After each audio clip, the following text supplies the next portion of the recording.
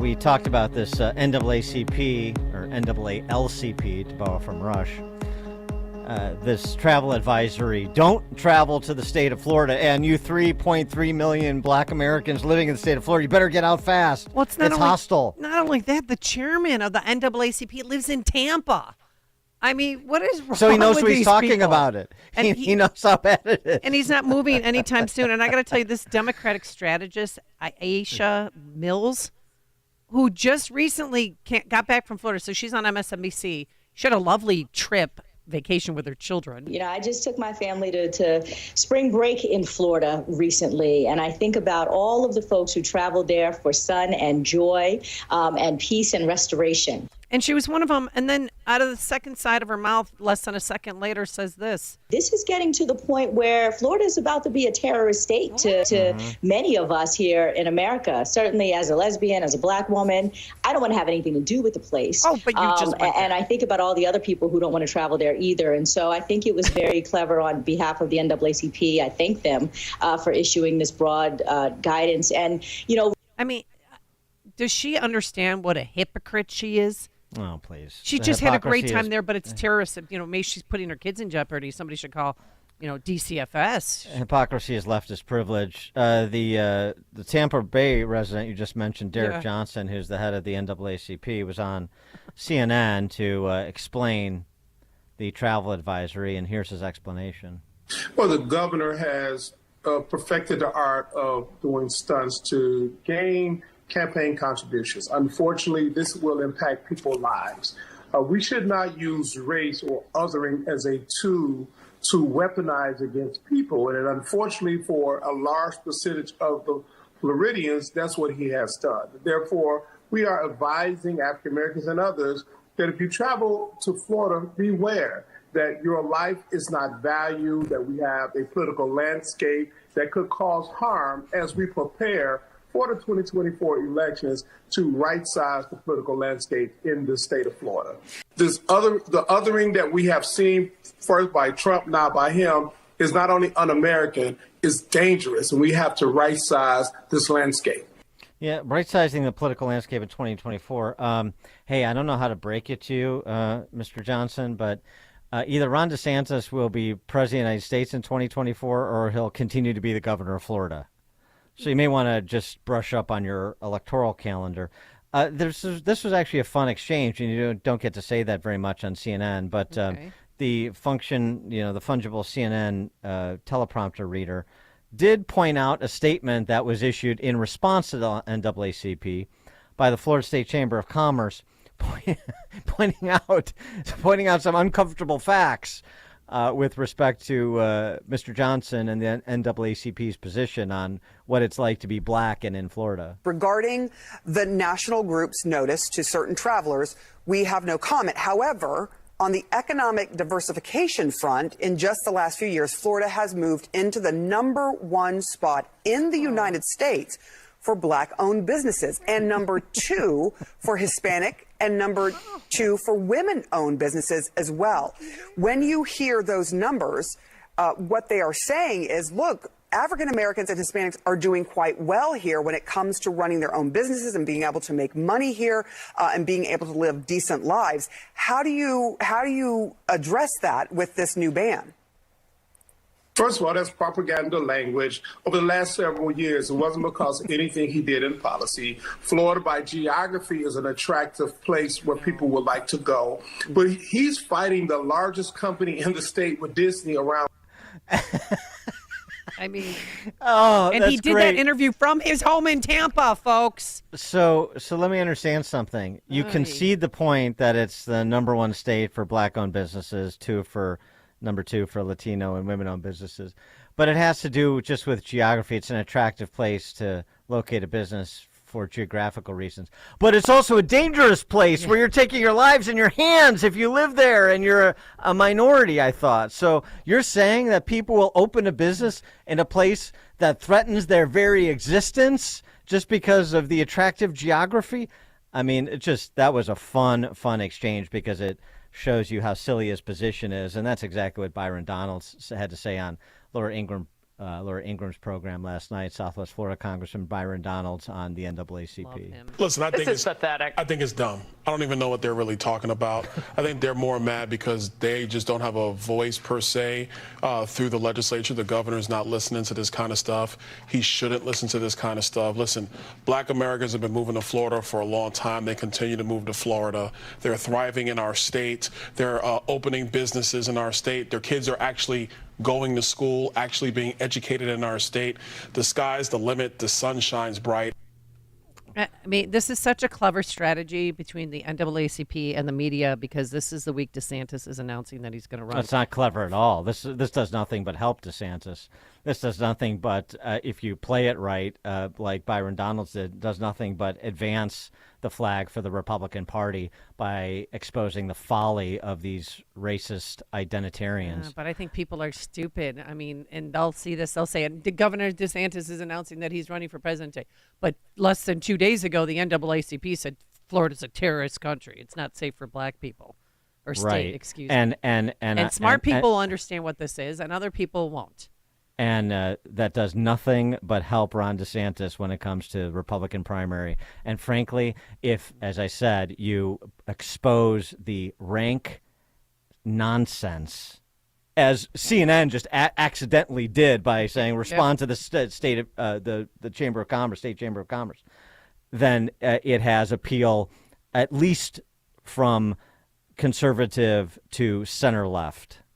You have to confront identitarian nonsense straight away, and the NAACP has inadvertently given the Republican Party a real opportunity here. For more on this, John Hinderaker, president of the Center of the American Experiment, contributor to PowerlineBlog.com. John, thanks for joining us. Appreciate it. Yeah, great to be with you, Dan. Your reaction to this contretemps with the NAACP and DeSantis? Well, whatever the NAACP might have been at one time in the past, it is now a completely useless organization. It is simply a mouthpiece for the Democratic National Committee. So the Democrats have been looking for ways to attack Ron DeSantis. They're frightened of him, obviously, as a presidential contender. And so the NAACP chimed in with this just idiotic travel advisory, right? Warning Black people, don't venture into Florida. Goodness knows what might happen to you. And then, as you point out, it turns out that their vice chairman, there's this nice shot of her and her husband on the beach in Clearwater vacationing, and it turns out that the chairman of their board actually lives in Tampa. My favorite little shot here, which you didn't mention, Dan, is that the head of the Florida Republican Party offered to pay Leon Russell's moving expenses. He's the chairman of the NAACP who lives in Florida. So the Republican Party offered to pay his moving expenses if he wants to leave, which of course he doesn't. Yeah, no, that very nice offer. Very nice offer, because the market is so hot. Somebody is just itching to get in. Probably a Black entrepreneur itching to get into his house in the Tampa area. So yeah, absolutely. Well, I'm sensitive about this, Dan, because I live in Minnesota, and Minnesotans are moving to Florida so fast. It makes your head spin. And of course, liberals in Minnesota say, just like the NCAA people here, well, the weather's nice in Florida, that's all. Yeah, well, plus we got a 10% top personal income tax rate, and theirs is 0. Also a major factor. Because that's one thing that missed. I mean, people are moving to Florida, not just for the warm weather, but for the low taxes. And for the fact that they're not teaching, trans ideology to 6-year-olds in the school. Don't you think that has something to do with it? Well, absolutely. I mean, there's no question about it. And my organization, of course, has studied this. And the differences in tax rates are critical reasons why people move. The other thing about Florida is during the COVID fiasco, it was the beacon of freedom.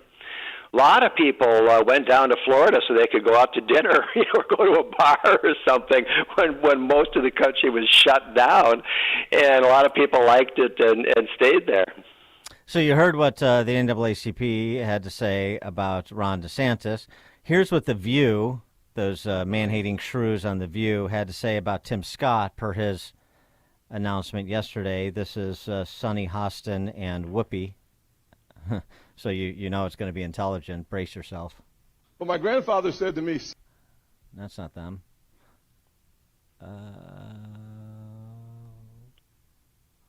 There it is. One of the issues that Tim Scott has is that he seems to think because I made it, everyone can make it, ignoring, again, the fact that he is the exception and not the rule. And until he is the rule, then he can stop talking about systemic racism. Clarence Thomas syndrome. But I do think yes.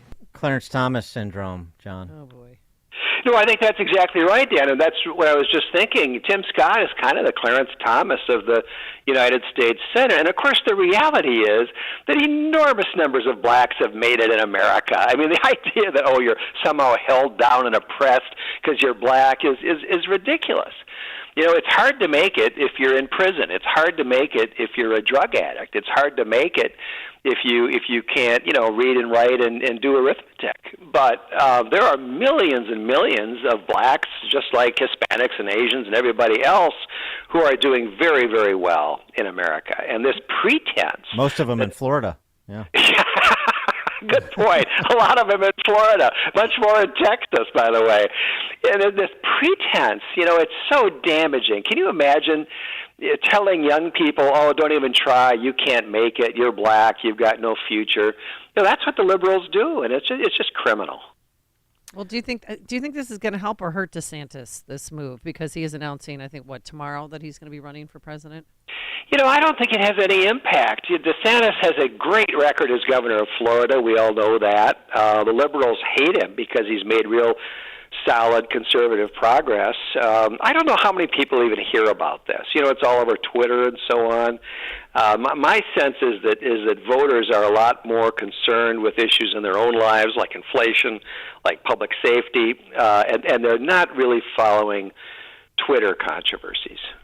I wanted to get your reaction to the ongoing controversy over raising the debt ceiling and what Kevin McCarthy had to say before another meeting yesterday about the work requirement provision in the debt ceiling package that the House Republicans passed. Kevin McCarthy. Talk about work requirements. Remember, we want to take from people from poverty to jobs. We want to take, it's only for people who are able-bodied with no dependents. I don't think it's right that we borrow money from China to pay somebody that has no dependents, able-bodied, to sit on a couch. What we find is people become more productive. So that's still a red line for you? Every study has shown it helps the economy, helps people, and it helps our supply chain, make us less dependent upon China. It's a pretty good messaging angle on the debt ceiling, which is an esoteric phrase, but to focus, it seems to me, to focus on the work requirement even more so than spending levels back to just 6 months ago and so forth. That work requirement thing for any sort of public support programs, that seems to me the linchpin of the whole thing, and I would argue that that's the one thing the Republicans cannot negotiate over. Well, I agree with you, Dan. Work requirements are very popular. Taxpayers, in general, don't mind supporting people with welfare programs who are genuinely in need, but it's very hard to explain why able-bodied people in an economy where employers are desperate for bodies to hire, right? Well, why is an able-bodied person not working? And that person shouldn't be on welfare. That person should be working. That is a very popular view, and it's very hard to respond to. So I think making that the key issue is smart. Yeah, I've been pleasantly surprised by Kevin McCarthy so far, I got to say. How about yourself? Me too. I totally agree. I met McCarthy one time some years ago now. I was not particularly impressed by him. But I think that since he took over as Speaker, he's got an excellent record. And I think he's using the debt ceiling negotiations the way they should be used. We go through this every few years, and there's hysteria in the press about default on the public debt, which, of course, is not going to happen. But it's one of the bargaining chips that conservatives in Washington have, and they should use it. John Hinderaker, president of the Center of the American Experiment, contributor to PowerlineBlog.com. John, thanks as always. Appreciate it. Hey, great to be with you, Dan. Have a good day. Thank you. And he joined us on our turnkey.pro answer line.